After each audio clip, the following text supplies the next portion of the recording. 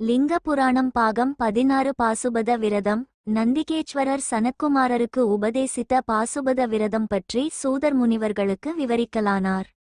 பிரமாதி தேவர்கள் கைலயங்கிரி வாசனை கைகூப்பித் தொழுது பசுபாசம் அகன்றிட அருள்புரியுமாறு பிரார்த்திக்க ஈசன் பாசுபத விரதத்தை அனுஷ்டிக்குமாறு கூற, அவர்களும் அந்த விரதத்தை அனுஷ்டித்து பசுத்தன்மை நீங்கப் பெற்றனர். பாசுபத விரதம் என்பது 1000 அசுவமேத யாகம் செய்த பலனை தரக்கூடியது.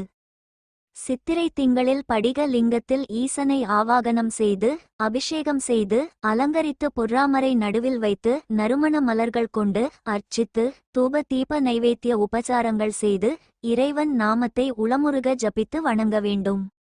தென்திசையில் அகில், மேற்கில் மனோசிலை, வடக்கில் சந்தனம், கிழக்கில் அரிதாரம் ஆகியவற்றை பீடத்தின் அருகில் வைத்து ஈசனை ஆராதிக்க வேண்டும்.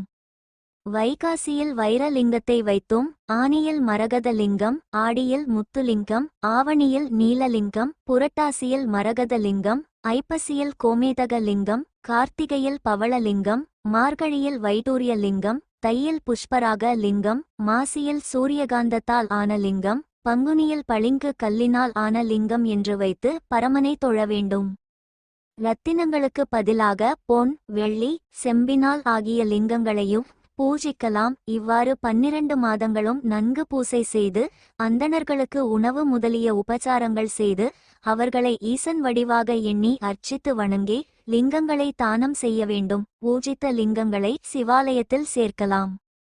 பின்னர் வியபோகன தோத்திரத்தால் சிவனை துதிக்க வேண்டும். அவ்வாறு செய்பவர்கள் பசுபாசம் நீங்கி சிவலோகம் அடைவர்.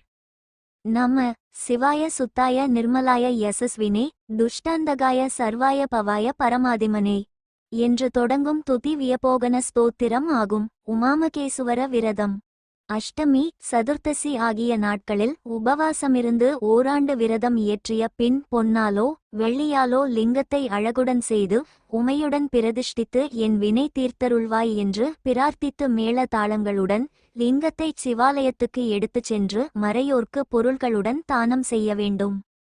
பசும்பொன்னால் அமைந்த லிங்கத்துடன் ரிஷபமும் சூலமும் அமைத்து ஓராண்டு வழிபடுவோர் சிவலோக பிராப்தி அடைவர். இந்த உமாமகேசுவர விரதத்தை ஆண் பெண் இருபாலாரும் பக்தியுடன் கடைபிடிக்கலாம். ஈசன் திருவருளை வேண்டி அனுஷ்டிக்கும் விரதத்தின் முடிவில் பஞ்சாட்சரத்தை பக்தியுடன் பூஜிக்க வேண்டும். தொடரும் வாழ்க வளமுடன் வாழ்க வையகம். ஓம் சிவாய நம.